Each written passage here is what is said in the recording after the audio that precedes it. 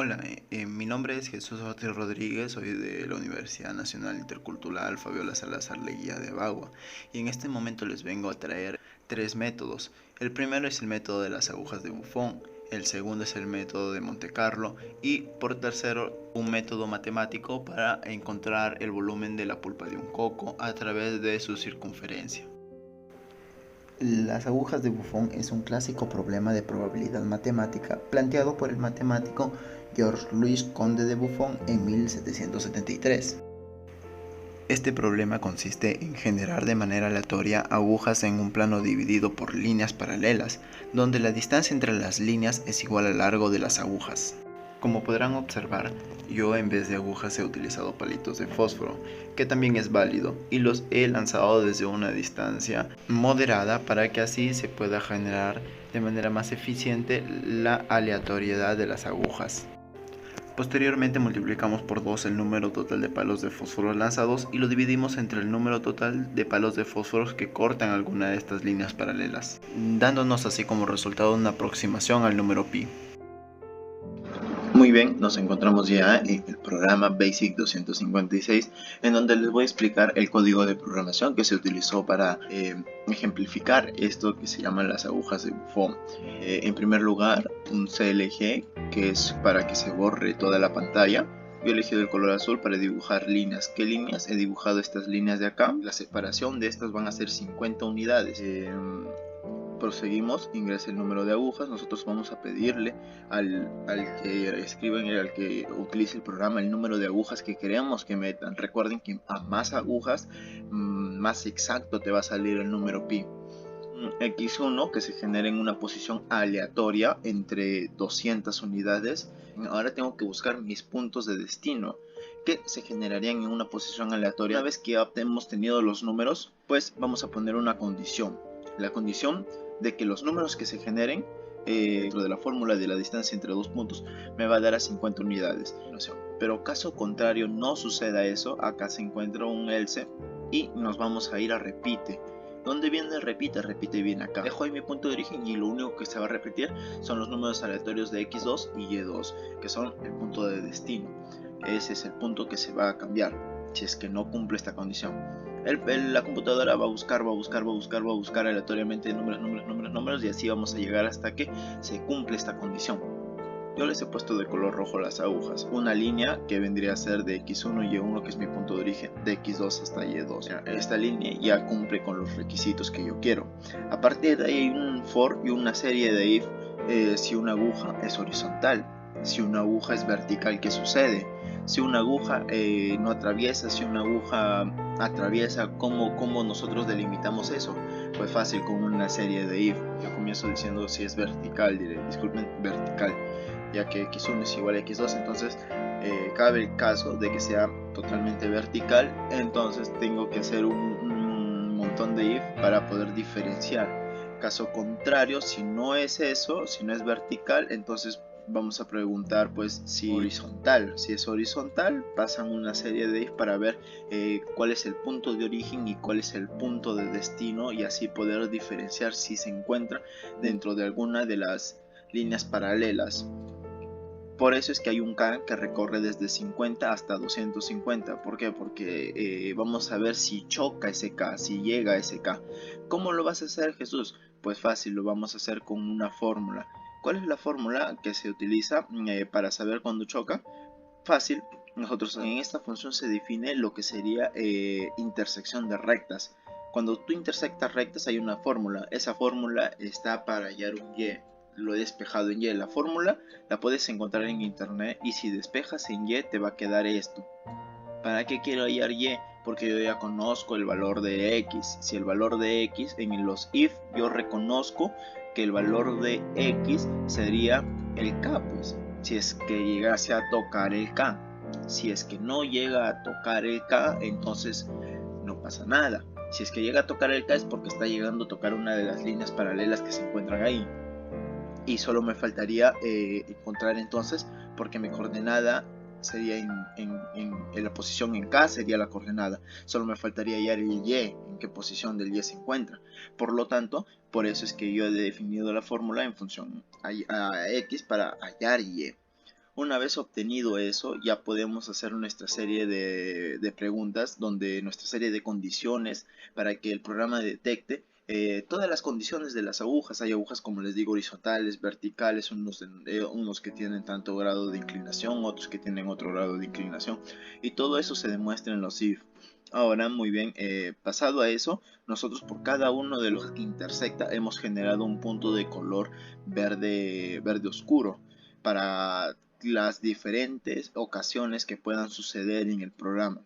Y puesto un contador que inicia en 0. Por acá podemos ver AT inicia en 0 y poco a poco va aumentando 1 o 2 dependiendo de las agujas que llegan a tocar. Y al final un resultado lo almacenamos en un R, que es 2 veces multiplicado por el número total de agujas sobre las agujas que tocan, que nos vendría a dar el número pi. Ahora nosotros al ejecutar el programa podemos tener muchas cosas, la verdad. Podemos poner muchas agujas, el número que querramos. Recuerden que a más agujas se supone que más exacto va a ser. Por eso voy a poner con 5000.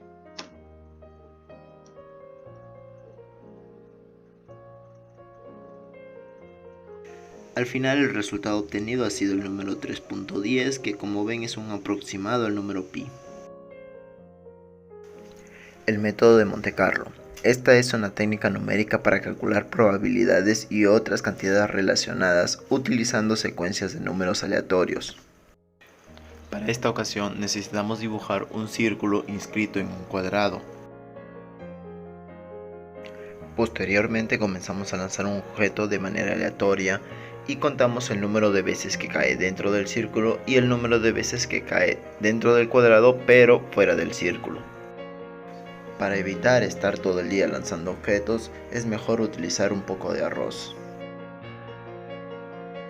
Si multiplicamos 4 por el número de arroces que cayeron dentro del círculo y lo dividimos entre el número total de arroces que están dentro del cuadrado, obtendremos un valor aproximado a pi. Bueno, hoy les vengo a explicar el método de Monte Carlo elaborado en el programa Basic 256, comenzando por un CLG para que nos limpie la pantalla para poder dibujar lo que es un cuadrado color rojo. Yo he elegido el color rojo, un cuadrado de 200 unidades tanto de ancho como de alto, y el color Clear, que es un color que toma el valor de -1, o sea que le resta el color, por lo tanto lo borra, lo que lo hace transparente. Esa misma condición le he puesto al círculo que está inscrito dentro del cuadrado, un radio de también 100 unidades. Tenemos un input donde nosotros vamos a ingresar el número de puntos. El número de puntos es importante en el método de Monte Carlo porque a mayor cantidad de puntos más fina va a ser el resultado. Por lo tanto, si nosotros vamos a ingresar 100 puntos, por cada uno de esos puntos tendremos que ver unas ciertas condiciones que deben cumplir. Para eso es que elegimos un for desde i1 hasta el número de puntos de 1 en 1. Lo que nos quiere decir es que vamos a analizar punto por punto.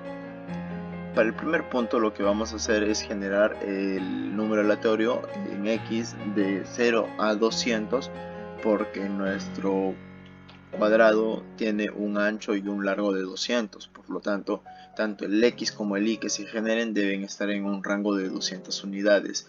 Ahora sí, muy bien, hemos pasado nosotros a poner un c de xy, que significa que nosotros a esos números los vamos a meter dentro de una función. ¿Qué función vamos a meter? Pues la función círculo. Nosotros vamos a meter los números dentro de la función círculo y ponemos una condición la cual nos indica que si la función de x y y de la circunferencia es mayor al radio al cuadrado, entonces se va a generar un punto color púrpura en la posición generada en x y generada en y con un radio de 2 unidades. Caso contrario, si no es mayor que el radio, o sea en otros casos es menor, se va a generar un punto color anaranjado en las coordenadas x, y que se habían generado aleatoriamente y hacemos un conteo de los puntos que hay dentro del círculo.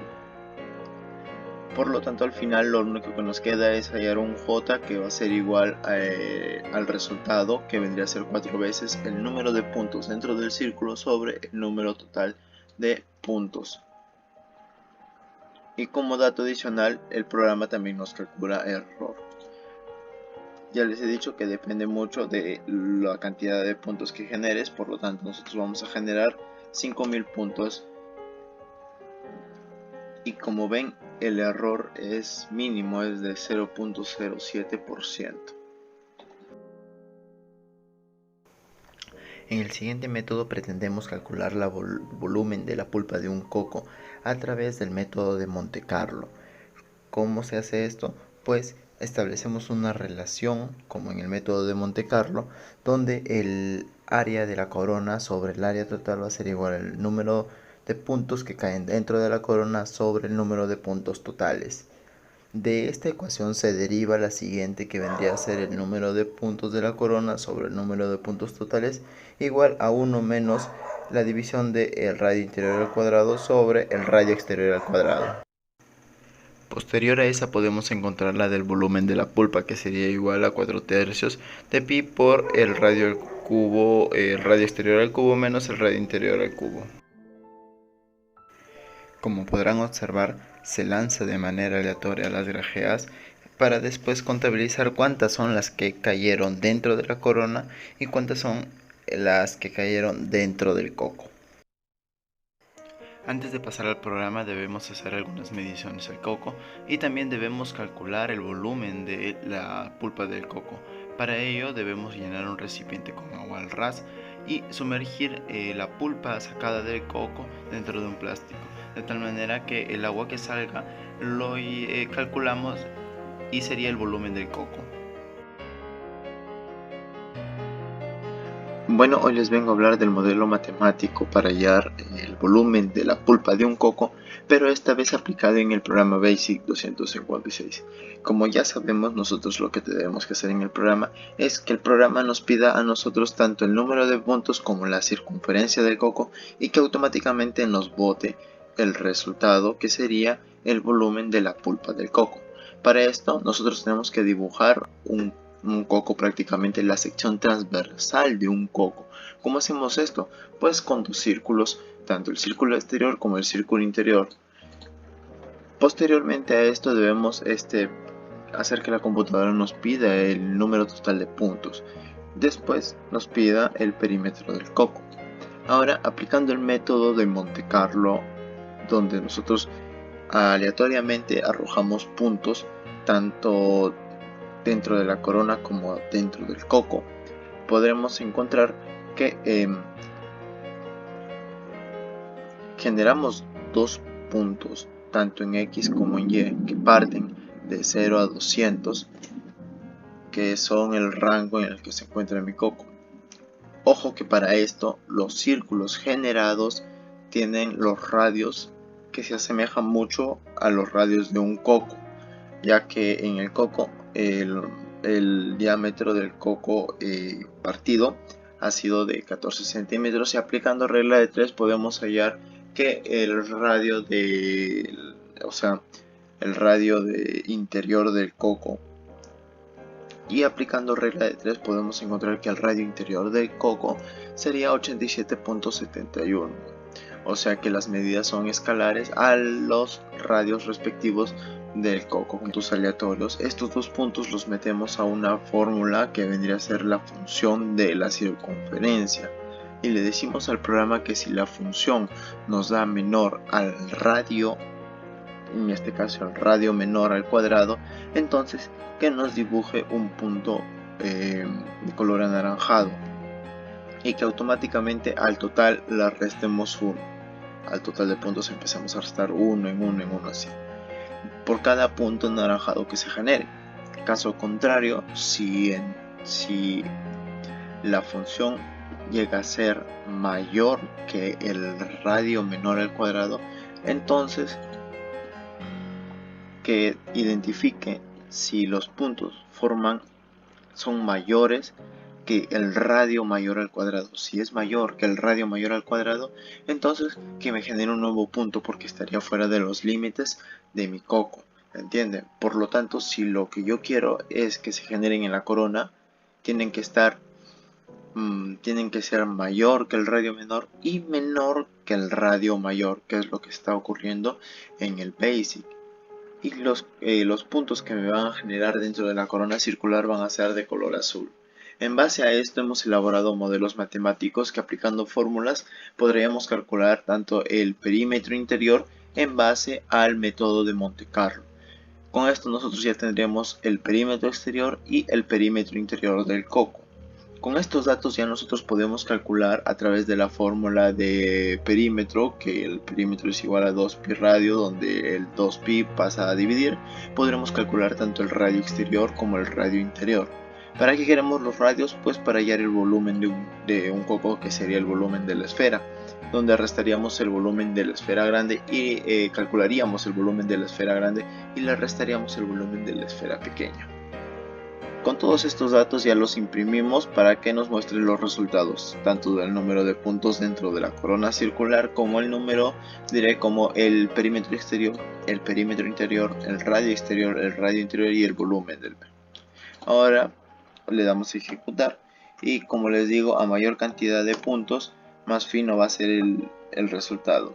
Ojo que el perímetro del coco yo le he codificado para que lo ingresemos en centímetros. En este caso, en el experimento marcamos que el coco medía 45.5 centímetros, por lo tanto calcula automáticamente y los resultados me van a ir botando en función a esos 45.5 centímetros. Se supone que si el radio, el perímetro exterior es 45.5 centímetros, el perímetro interior es 39.9 centímetros. El radio exterior vendría a ser 7.24, que como vemos se aproxima demasiado, porque en sí el radio, el diámetro exterior en las fotos aparece como si fuera 14 centímetros, por lo tanto el radio sería 7 centímetros. ¿Que tiene un poco de lógica? Sí. El radio interior 6.36, que vendría a ser casi 1 centímetro más adentro, que es lo que medía la anchura de la corona circular en base a la pulpa. Y el volumen de la pulpa se calcula y nos sale 512, que es un valor muy aproximado a lo que se halló en campo o en el experimento, donde en el experimento nos salía 500 mililitros, que vendrían a ser 500 centímetros cúbicos, y esta respuesta de acá está expresada también en centímetros cúbicos. Y eso sería todo, espero que les haya gustado.